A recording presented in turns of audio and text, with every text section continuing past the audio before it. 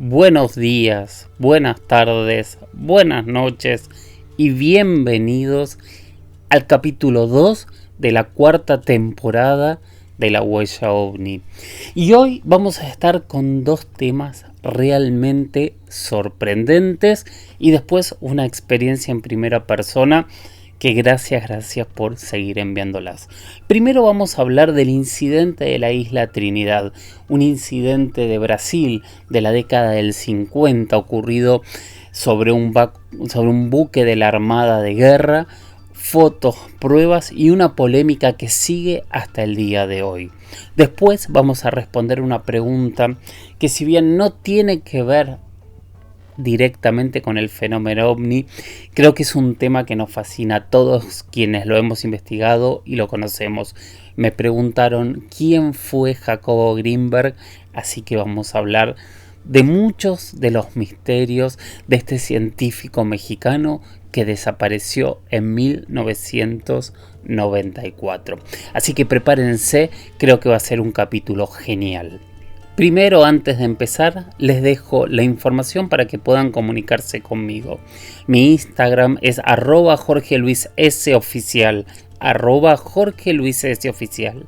Mi Twitter, @JorgeLuisS_77, @JorgeLuisS_77. Tengo un mail que es las historias de George, las historias de George se escribe, @gmail.com, y por supuesto también el WhatsApp.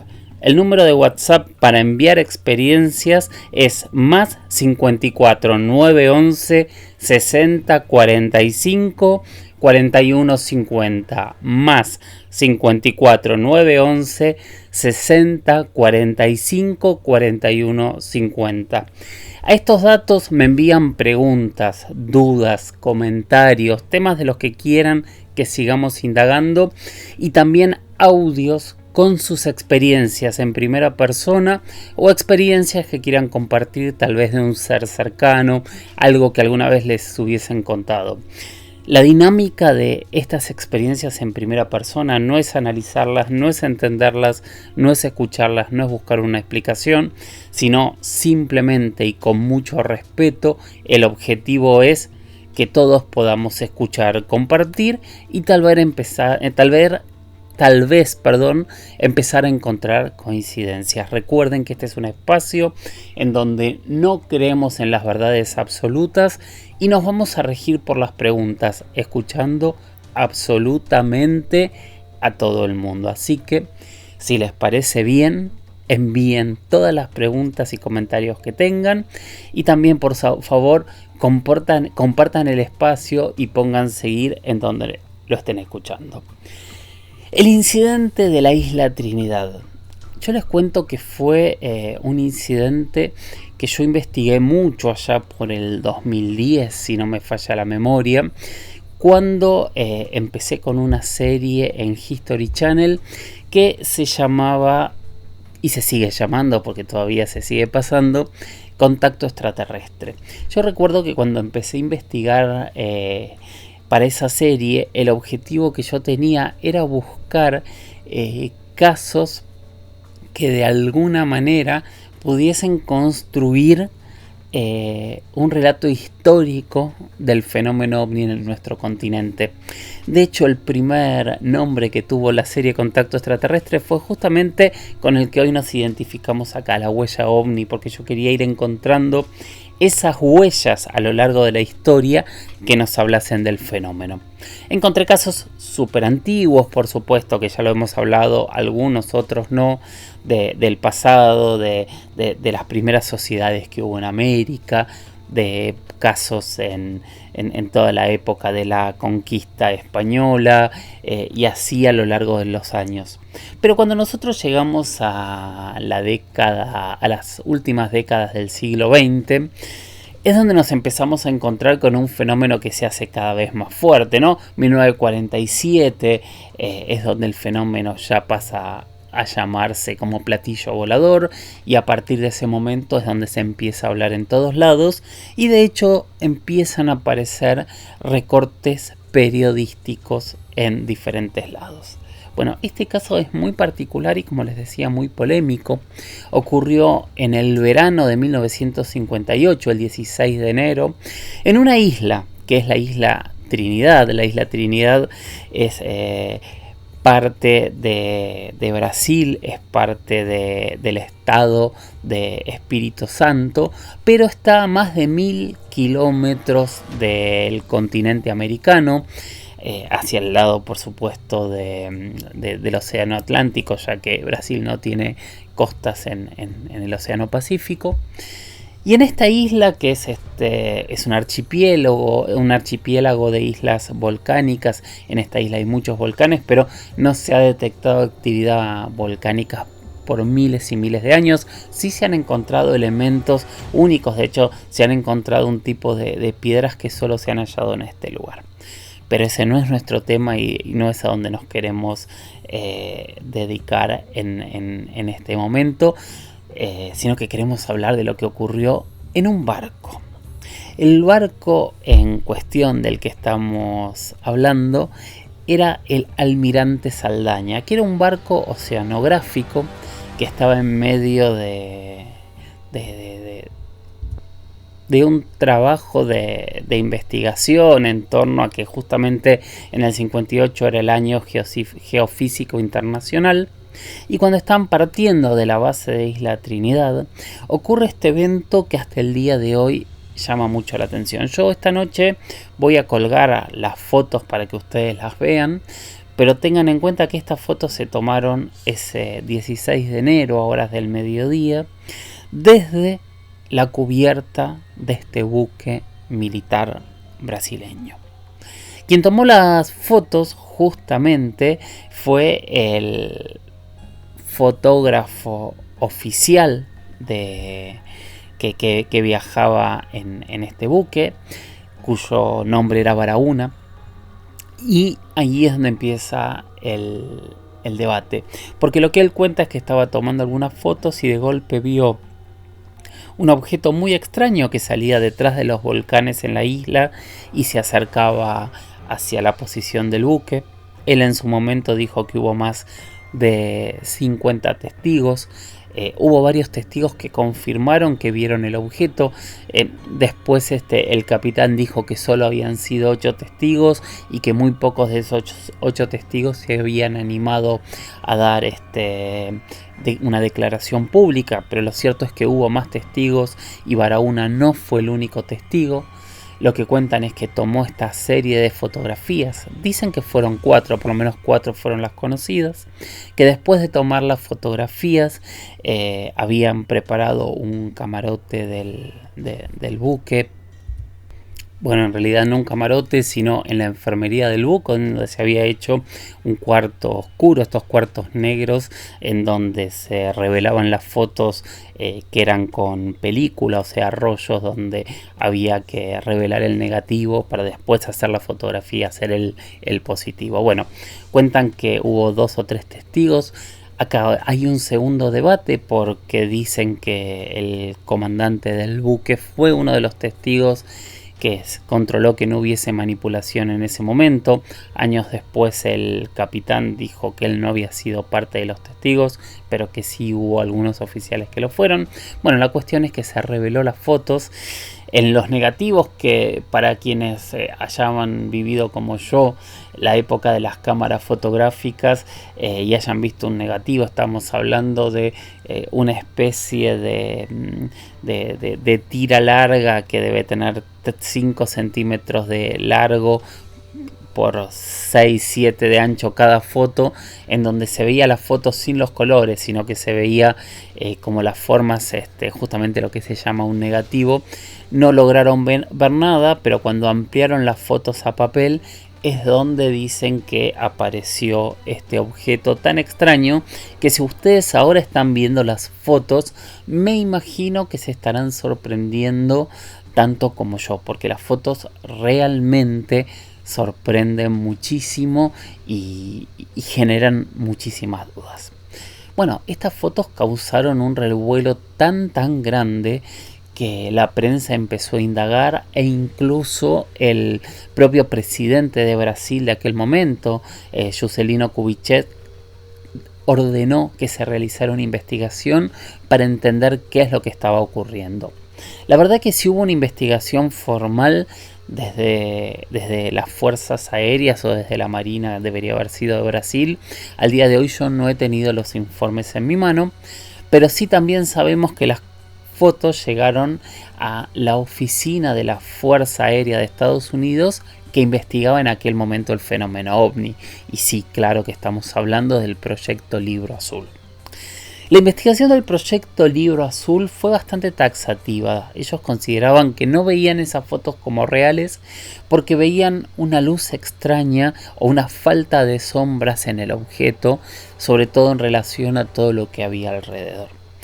Cosa que puede ser cierto, también es discutible en dónde estuviese el objeto, a qué distancia está este debate que nosotros siempre solemos tener en torno a la falta de la tercera dimensión en una fotografía. Entonces obviamente va a haber sombras, pero depende de muchas cosas y también obviamente depende de qué está hecho ese objeto.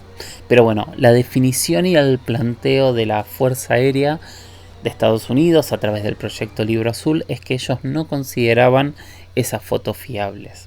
Ahora, como siempre decimos, lo interesante era que en un primer momento se habló de que había mucha gente importante y que se había hecho un control muy grande hasta que se hubiesen revelado esos negativos.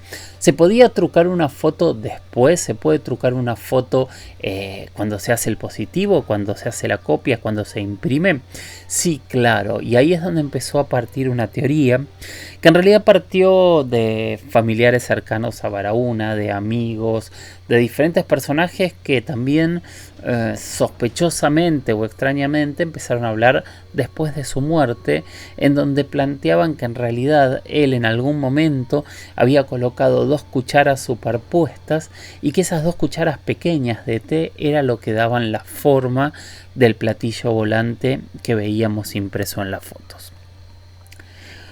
Para mucha gente esta declaración dio por tierra el caso y se cerró. Para muchos otros, que de hecho que es lo que me pasó cuando yo hice la investigación, no coinciden tanto en que esta explicación esté totalmente cerrada, porque la imagen está impresa con una perfección absoluta, no se ven rastros de nada que colgase de este objeto o de la parte del mango de las cucharas, sino que desaparece y es demasiado uniforme y demasiado perfecto, porque dicen que hubo un control muy exhaustivo mientras se revelaron los negativos de las fotografías, porque hablan de muchos testigos que vieron el objeto. O sea, hay muchos elementos alrededor de lo que sucedió aquel enero de 1958 que para mí el debate persiste de alguna manera. O sea, cuando uno ve las fotos, que son fotos antiguas, llaman la atención. Cuando uno las lleva a muchas de las imágenes que hoy se están grabando y no saben qué son, y se parecen bastante también. No es si bien tiene una forma como de disco, no es el mismo objeto con remaches que han aparecido tantas veces, sino que uno lo ve y llama un poco la atención. La diferencia de la impresión con el resto de la fotografía puede tener que ver con la velocidad que iba el objeto, que obviamente eso varía en la impresión que tiene la fotografía. También tiene que ver con la velocidad de obturación con la que Baraúna sacó la foto. O sea, cuanto más rápida es la obturación, más se frisa una imagen. Cuanto más lenta es la obturación, la imagen da la sensación de que se sigue moviendo. Todos estos elementos que un fotógrafo profesional siempre pregunta a la hora de evaluar es lo que hace que algunos efectos de la fotografía se den de una manera o de la otra. El caso de Isla Trinidad para mucha gente fue zanjado por diferentes personas que lograron o que dijeron haber logrado o haber escuchado cómo se había falsificado. La realidad es que el testigo hasta su muerte, por lo menos públicamente, defendió e insistió que esas fotografías eran ciertas, que justo casualmente tenía la foto porque estaban partiendo del puerto, y que no había sido el único que lo había visto, que no era un error de la cámara, sino que habían visto ese objeto y él había intentado tomar esas fotografías. ¿Qué pensás? ¿Qué piensan ustedes? ¿Tenemos que dar por muerto un caso porque algunas personas lo digan? ¿Cómo deberíamos plantear hasta dónde puede haber un engaño o hasta dónde este tipo de imágenes pueden ser reales? ¿Cómo hacemos para verlo hoy al contexto de otras imágenes que están apareciendo y que no son tan diferentes? Yo creo que hay varios puntos para tener en cuenta. Que desde la Armada de Brasil se haya filtrado esta información, que haya llegado hasta el presidente y que durante tantos años nadie lo haya descartado de manera taxativa, nos habla de algo. Creo igual que la conclusión del proyecto Libro Azul es importante y por supuesto el relato de los testigos que dijeron haber escuchado de boca del propio Barahona que esa foto no era cierto, también es importante. ¿Y cómo hacemos para saber si esto es real o no? Básicamente hay que crear y recrear esa situación, entender si tomando una fotografía en blanco y negro, al hacer la impresión, hacer el positivo de ese negativo, podemos dar y lograr una imagen de esta manera. Ese es el punto, o es el punto de investigación que sería interesante hacer. ¿Quién podría hacerlo? Y por supuesto un fotógrafo profesional.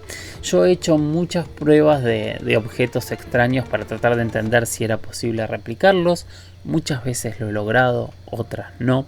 En este caso no lo he hecho, pero sería muy interesante si entre ustedes hay alguien que todavía tenga este hobby que es maravilloso de tomar fotografías en blanco y negro con una cámara con rollo, con película, se anima a hacer la prueba al imprimir a ver si logra hacer que 2 cucharas se transformen en esta imagen asombrosa e increíble que vemos en las fotos, que ya las subí a mi Twitter o a mi X o como quieran decirle, a @jorgeluiss_77. Ahí ya están subidas las fotos del incidente de Isla Trinidad para que cada uno de ustedes pueda verla y pueda sacar sus propias conclusiones. ¿Qué era lo que sobrevolaba o no sobrevolaba al buque Almirante Saldaña aquel día, aquel 16 de enero de 1958 a 1000 kilómetros del continente americano? Yo creo que es para pensar, realmente me parece fascinante y me parece un punto para poder analizar. Creo que nunca habíamos hablado de este caso, me encantaría escuchar tu opinión, saber si lo conocías y saber a qué conclusión has llegado. Mi consejo siempre es el mismo, tengan cuidado cuando hay demasiada gente explicando algo. A veces las explicaciones dan por tierra casos que no necesariamente hay que darlos por tierra tan rápidamente. Creo que es un consejo sano, por lo menos así lo pienso, lo creo yo. Vamos a ir con la siguiente pregunta, si les parece bien, que es una pregunta que le debo a Mariela Monzón, que es una persona que yo te agradezco, Mariela, porque participas tanto en el podcast y en el canal de YouTube, que yo te agradezco muchísimo cada una de tus participaciones. Ella dice que cuente lo sucedido en el caso Varginha, del cual hemos hablado bastante, pero vamos a profundizarlo en este ejercicio de esta nueva temporada, sin dudas. Y también me dice si podemos hablar, que me gustaría que hable de Jacobo Grinberg.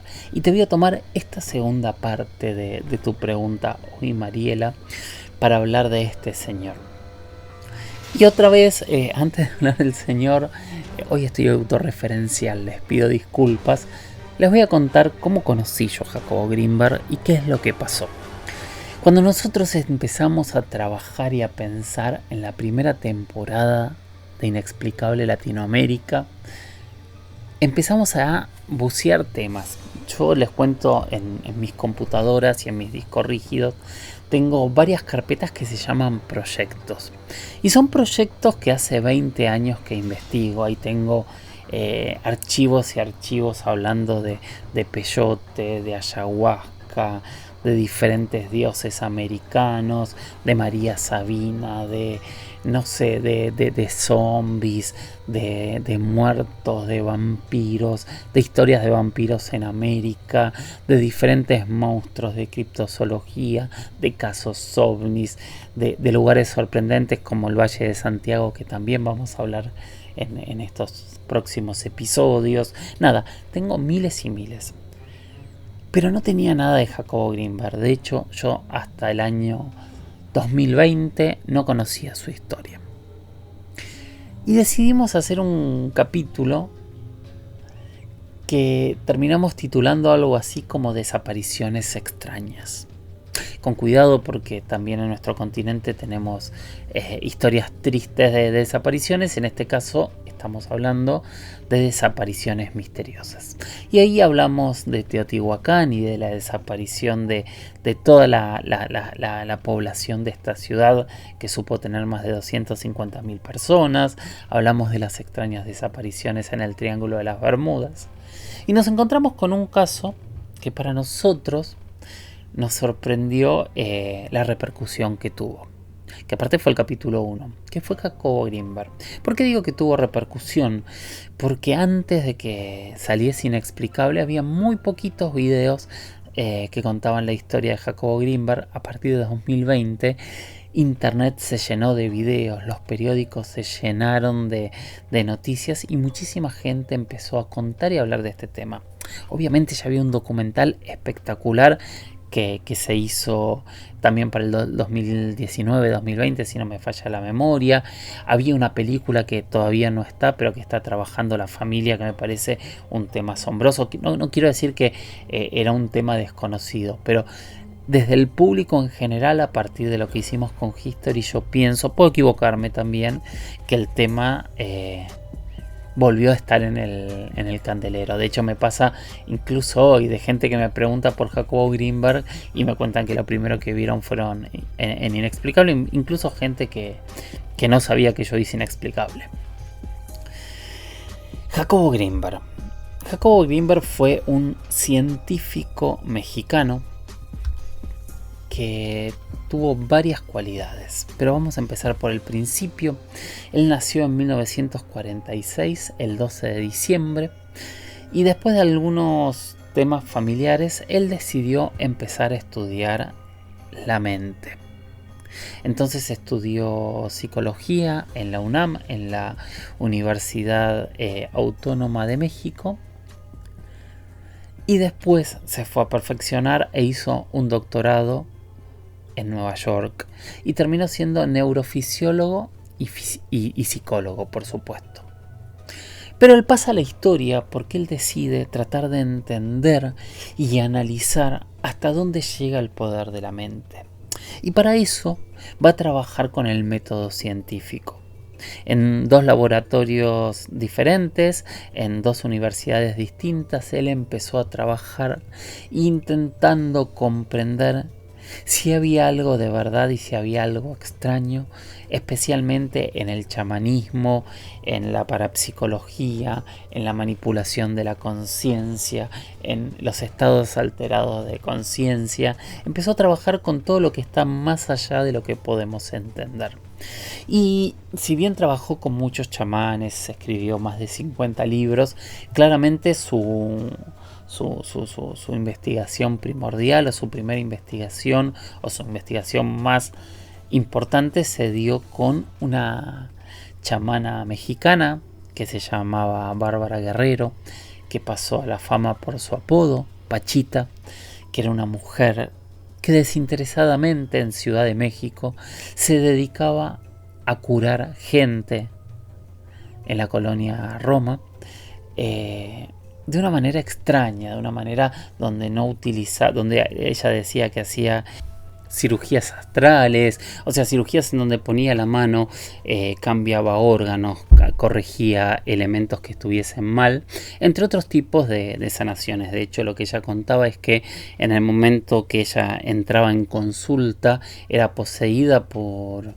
un espíritu, que ella le decía el hermanito, que era, según ella, era el espíritu de Cuauhtémoc, que fue el último tlatoani de los aztecas, y que era él el que verdaderamente sanaba a las personas. Mucha gente fue a verla, mucha gente investigó a Pachita. De hecho, uno de los casos más interesantes es el de Alejandro Jodorowsky, que la investigó mucho tiempo. De hecho, él fue parte, él tanto como su esposa, de distintas operaciones y que nunca le encontraron truco. Usualmente este tipo de cirugías que se hacen mucho, sobre todo en la India, son predigitadores, o sea, son personas que utilizan trucos de magia para cambiar. Para muchos expertos son estafadores, para otros dicen que muchas veces la propia sugestión ayuda a que una sanación se inicie. Bueno, la cuestión es que nadie le encontró nunca ningún tipo de truco a Pachita, y por eso es que Jacobo Greenberg empieza a estudiarla. Con el tiempo le empieza a entender que las mentes tienen algo más, y a través de diferentes teorías físicas y a través de toda la experiencia que había adquirido investigando a los grandes chamanes contemporáneos y antiguos de México, él empieza a comprender que de alguna manera hay gente que puede cambiar la realidad con la mente de alguna manera. Entonces él empieza a investigar qué es, por qué alguien puede cambiar la realidad con la mente, y él empieza a entender o empieza a desarrollar una teoría que dice que en realidad todo lo que nosotros vemos es una creación de una de las tres bases que tiene el pensamiento, pero que en realidad en el fondo y al final hay un todo, una energía, un algo, que es lo que en donde convive el tiempo, el espacio y todas las realidades que se van formando y bajando en cada uno de esos espacios, y quien logre traspasar esta Matrix es quien puede manipularla para hacer crear o generar cosas que para la percepción de la realidad no existen. Claramente esta teoría de Jacobo Greenberg se sostienen desde películas como Matrix o como Avatar para poder explicar cómo funcionan estos mundos, ¿no? En donde hay mentes que son antenas receptores de una conciencia superior, y que esa conciencia superior está por fuera o por sobre la realidad que todos nosotros percibimos. En esta investigación él estaba trabajando en diciembre de 1994 de manera científica, con pruebas, con personas a las que los sometía a diferentes experimentos, cuando pocos días antes de su cumpleaños, que habíamos dicho que era el 12 de diciembre, él desaparece. Usualmente, cuenta la familia o cuentan los amigos, era una persona que muchas veces él se iba, se tomaba tiempo, desaparecía unos días, nadie lo podía ubicar en ningún teléfono.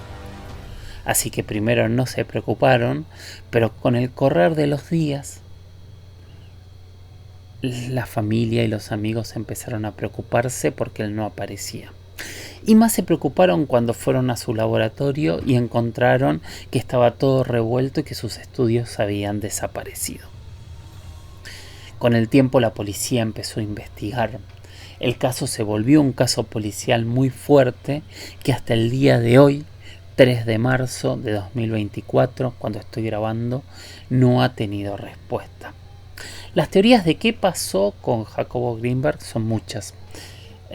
Hay quien dice que de alguna manera logró entender cómo funcionaba esta Matrix, logró traspasarla y tal vez en este multi-omega universo desde donde las conciencias superiores manejen todos. Hay teorías mucho más terribles y terrenales que hablan de un asesinato. Hay quienes acusan a algunos chamanes e incluso a su última pareja, que poquitos días después también desapareció y no se volvió a encontrar rastro de ella por ningún lado. También hay toda una teoría de conspiración que dicen que es probable que se haya ido a trabajar o haya sido secuestrado por alguna agencia secreta tipo la CIA, porque de golpe se empezaron a encontrar muchas historias de viajes que él tenía sin que nadie supiese Estados Unidos. Y cabe destacar que años antes, décadas antes, el proyecto de MK Ultra, por ejemplo, de la CIA, para también estudiar el poder de las mentes, había sido un proyecto muy destacado y en donde habían puesto mucho dinero y mucha energía. O sea, les interesaba mucho, como a todas las agencias del mundo, saber hasta dónde el poder de la mente podía tener una influencia en el poder real. Llámese guerras o no guerras, no prefiero no decir guerras, pero quiero decir en este poder real que las potencias luchan día a día. ¿Se habrá escapado a una isla desierta? No sabemos. Su familia no sabe, y como estamos hablando de un caso real, hay que manejarlo con mucho respeto. Y ojalá algún día se sepa qué fue de la vida, que fue de la suerte, que fue del destino de Jacobo Greenberg, y también de sus estudios, que obviamente no es que se perdió todo, porque él publicó más de 50 libros, que son complejos. Yo leí 1 o 2, son complejos, y fíjense lo que me costó tratar de explicar algo. Y para los expertos en Jacobo que estén escuchando, si quieren corregirme, tienen todo el derecho de corregirme en todo lo que dije. Pero nada, desde América Latina, un científico, fue una de las personas que hasta el día de hoy más revolucionó el estudio científico de la mente y hasta dónde puede llegar. ¿Tiene que ver con nuestros temas? Y sí, por supuesto, porque si hay una mega conciencia y nosotros solo somos receptores, también estaríamos descubriendo otra forma de viajar, otra forma de visitarnos y otra forma de entender este ecosistema universal en el cual de alguna manera estamos insertos y todavía no comprendemos. Caso realmente fascinante para mí. Ahora, si les parece, les propongo que nos quedemos con el siguiente audio. Hola Jorge, buenas noches, ¿cómo estás? Mi nombre es Ariel, bueno, soy un seguidor de tu podcast, siempre lo escucho. Y sabés que te quise mandar este audio porque, o sea, yo siempre me gusta mucho lo que decís del tema de las verdades absolutas, ¿no? De que no hay que quedarse atado a nada. Y justo la otra vez escuché uno de los episodios remasterizados que entrevistabas a Alex Gionetti con el tema del caso Vidal, ¿no? Del famoso caso Vidal. Y bueno, justamente yo quería dar mi postura sobre el tema, porque leí mucho de las investigaciones de Gionetti y de Agostinelli con el tema del caso Vidal, y siempre me chocó un poco la postura firme que tienen ellos. O sea, como que lo tienen como una verdad absoluta el tema de que supuestamente fue un bulo para promocionar la película. O sea, hay un montón de cosas. Yo no puedo demostrar que el caso haya pasado en serio. Obviamente yo ni había nacido. De chico me lo contaron unos parientes y todos, es verdad, todos decían que conocían a alguien, que lo conocía, pero bueno, nunca se puede llegar a la punta del ovillo. Pero tampoco me parece válido los fundamentos que ellos ponen respecto a la película Cheovni. Yo la miré, la película, o sea, me tomé el trabajo de verla, la película, y a mí me hace mucho ruido que realmente el argumento que tiene la película es muy básico, es muy simple, y considero que el argumento o sea, superó mucho el caso, o sea, el argumento del caso Vidal superó la película. Entonces, si yo quiero hacer una noticia falsa para promocionar una película, siempre la noticia falsa va a ser como un poquito algo previo, no algo tan fuerte. Y después la película obviamente la va a superar en calidad, en argumento, en historia. Acá es al revés, acá es como que el caso Vidal está lleno de detalles, la noticia en los periódicos está llena de detalles, y después cuando mirás la película realmente nada que ver, es mucho más básica, el tipo aparece en España, o sea, es un cantante. Entonces, yo había leído también en un momento que dijeron que no podían asegurar que fue un invento del cineasta creo que se llamaba Uset, sino que también estaba la posibilidad de que él hubiera visto la noticia y en base a eso se hubiera inspirado para hacer la película. Yo lo veo más por ese lado, porque incluso la película se nota que está hecha como rápido, como hechas apuradas, como para aprovechar la ola que se había generado con esa noticia. Y después otra cosa, hay dos cosas más que a mí me llaman la atención. Una es que justo el lugar geográfico donde pasó, en esa parte de la Ruta 2, es una zona donde hay muchísimo, pero muchísimo avistamientos, hay testigos que vieron cosas raras, o sea, y aparte es una zona donde hay mucha presencia de espejos de agua, o sea, cuando uno va para el lado de, yo cuando voy para Las Toninas, por ejemplo, toda la parte hay una laguna ahí que corta la Ruta 2 al medio, y teóricamente pasó por ahí, o sea, fue en esa parte. Y fíjate que muchos de los casos en el mundo donde hubo missing time, casos de abducción y presencia de luces y todo, siempre están relacionadas con esos espejos de agua. Y ni hablar de la cercanía con la bahía de San Borombón. Y después la otra que es más loca, cuando fue todo ese caso lo que salió en las noticias, todos hablaban de un supuesto escribano Rapalini, que era el que había recibido la llamada y era el que había ido a buscar al matrimonio Vidal al aeropuerto. Y bueno, y en muchas de las investigaciones se mencionan como que no, que no, o sea, nunca pudieron dar con ningún Rapalini. Y bueno, hace un par de años, hubo un intendente en el partido de Maipú, que no sé si está todavía o ya cambió, y era justamente Martín Rapalini el intendente. O sea, la familia Rapalini existe realmente en Maipú, hubo un escribano Rapalini y es una familia prominente ahí del lugar. Así que, y yo le mandé un mensaje a este intendente preguntándole a ver si tenía alguna información al respecto, o sea, si algún antepasado de él había estado involucrado. Y nunca me contestó, o sea, me llamó la atención, porque creo que quizás si podía haberse tomado el trabajo por lo menos de decir, no, eso fue todo mentira, fue un invento, mi familia no tuvo nada que ver, o sea, me pareció raro el silencio. Así que bueno, nada, lo dejo picando, espero que no se enoje, igual Sacchenetti es un gran tipo, un gran investigador y no es mi intención discutir lo que él investigó, pero bueno, es un punto de vista como para agregar un poco más y quizás algún día se pueda descubrir un poquito más.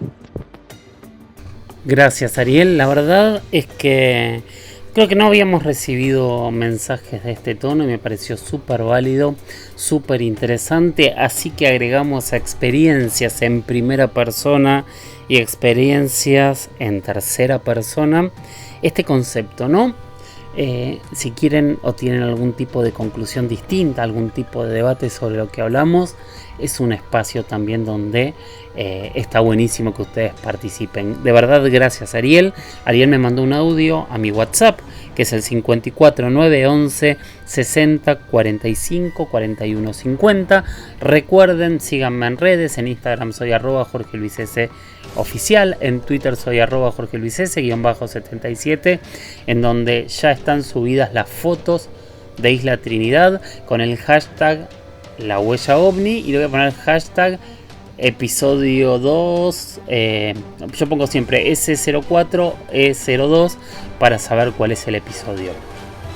Gracias por haber llegado hasta acá, gracias por seguir acompañando, gracias por el enorme apoyo que estoy consiguiendo de cada uno de ustedes, porque para mí es un privilegio que ustedes me den este espacio para que yo les pueda contar estas historias, siempre desde la mirada, yo no sé si es humilde lo que quiero decir, porque por ahí es un error muy grande decir desde la humildad, pero sí desde el concepto de ser sincero con ustedes, de decirles, yo no tengo verdades absolutas. Hay gente que se ha molestado mucho de que yo diga esto, pero bueno, es la realidad. Yo no tengo verdades absolutas y prefiero no mentirles y contárselos de esta manera a decirles que tengo algo que no tengo. La semana que viene vamos a hablar de algo que fue un debate muy muy grande estos días, que son los ovnis de plasma. Ya estuve hablando en algunos lados, pero les voy a dar mi opinión, y también vamos a poner fragmentos de una entrevista súper interesante que hice hace un par de semanas. Gracias por estar ahí. Sigan mirando al cielo, sigan capacitándose, sigan haciéndose las preguntas correctas, aquellas que nos hacemos desde que nos formamos como civilización humana. Gracias por estar ahí y nos escuchamos la semana que viene. Chau, chau.